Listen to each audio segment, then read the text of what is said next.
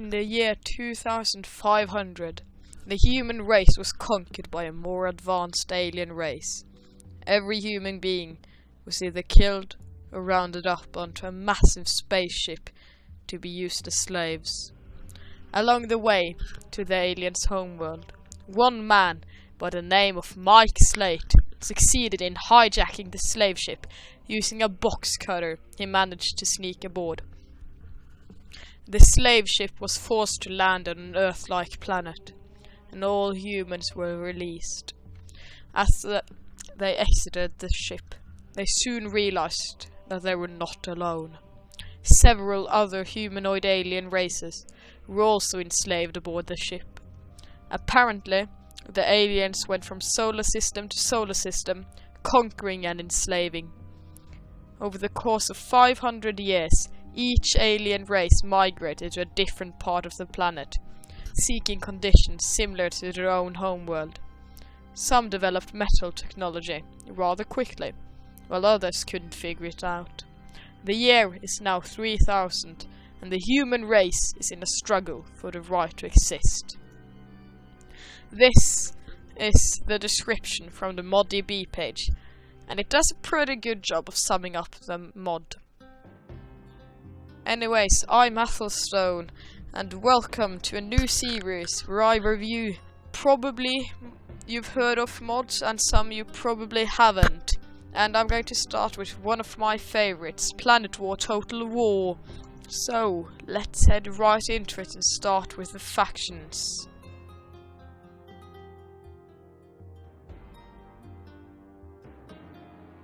So, let's check out the factions. Wow! We have the Human Empire, the Romans, Greek, and Chinese. They're fun, with all sorts of units.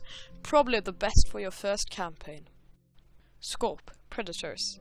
Literally, the cryptic empire. Hated by everyone, they enslave the various races on the planet. Separated from the rest, they can do whatever they want and have access to advanced technology. Northarka. Enemies of the Klingons. They make me nauseous. Kingdom of Demos. The Kingdom of Demons. The Rolians. Smurfs. Kingdom of the Jungle. Avatar meets Playboy. Aridia. Arid yellow bird people. Avia. Blue bird people. Dinonia. Dinosaurs. Big carnivores. Soria. Dinosaurs. Big herbivores. The Kingdom of Doom. Monsters and stuff from Doom. The old games. Bulgaria. They're home to some very vulgar people. Burania. Darth Maul. Goristan. Gory people. Anubis. The mighty morphin ancient Egyptian rangers. Minotaur. Minotaurs. Goblins. More flames than CSGO. The Kingdom of Stavokor. Klingons with bathlets. Terrans. Big orange radioactive people. And Simia. Furious the monkey boys. There are also a lot of factions here you can't play in the campaign, but you can in custom battles, since there aren't enough places in the game engine to support them all. You can of course swap someone out the same way you would unlock a locked faction in the base game. Of course, already there couldn't be any more variation, but what good are loads of varied factions if the campaign is no good? So let's check it out. So, let's head up and hit the start button. Do not underestimate the power of an enemy, no matter how great or small, to rise against you another day. Attila the Hun.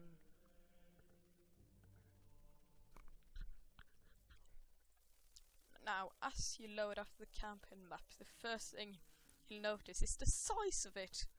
Just look at this, it's horrendously huge, spanning vast areas of land, entire continents. Really, you have a huge island over here, you have some islands over here, you have a big island over here, you have something that resembles Africa and Europe up here, you even have something down here. There's stuff everywhere.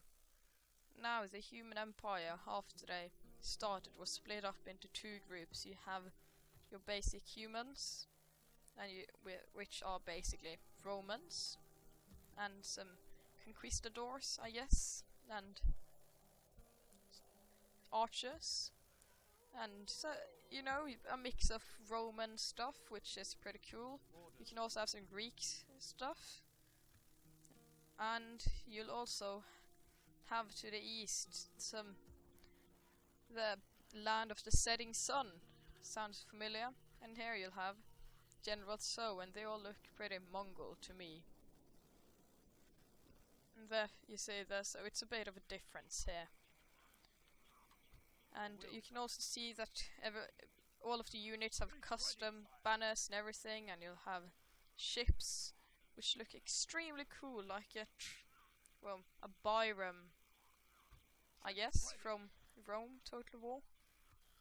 Well, there's a trireme here, but I can only see one set of oars. Was a Byram too? Oh well. Nonetheless, we shall proceed. You have your cattywampus, gull, archers, everything. As you can see, we are at war with the goblins, which were up here, and we are at war with the Schweinland, which were somewhere, I'm not sure, and we have the Cryptic Empire. It's of course at war with everyone, since they were the race who enslaved us in the first place, and therefore the Cryptic Empire starts down here on a separated island which we can't travel to at the moment. So I'm just gonna check out the whole campaign map now. So this is what it looks like. You have your Kingdom of Doom up on their own island. You have Arbor and a lot of different people. Up here you have the Smurfs to their own in the west, and you have an entire island with some Gorn, which are lizards basically, and hot land owned by the Kingdom of the Jungle. They got fun and games. So we also have the Kingdom of Far Far Away, which I really like. They're awesome. We have lots of different units, and as you can see, the terrain itself is extremely detailed, with different trees and everything, and mountain ranges clearly lined out, giving the map just an awesome look. It's an awesome sight to behold.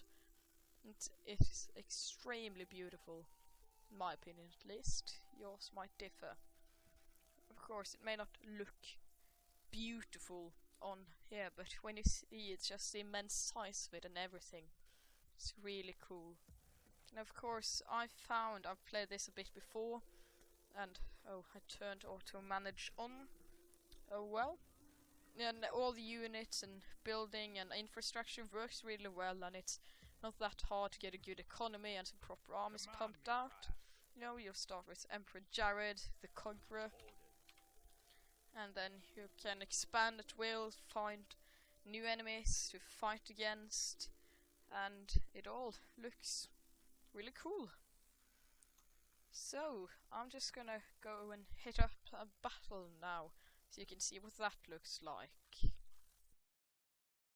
The battles are just amazing, with hundreds of different units, with monsters and everything you could imagine fighting each other. It's no surprise I really enjoy these battles. So sit back and relax and watch some of the craziness unfold in this little montage.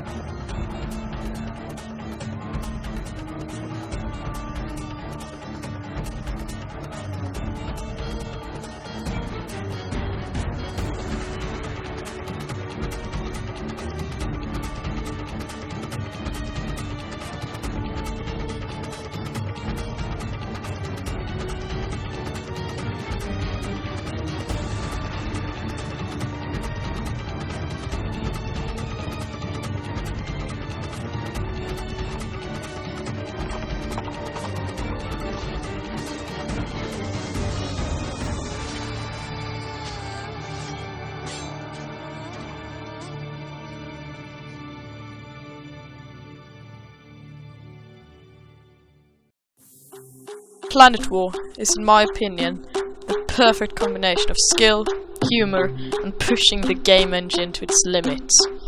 It's amazing with its vastly detailed campaign map, extremely fun battles and units and places where everything works together.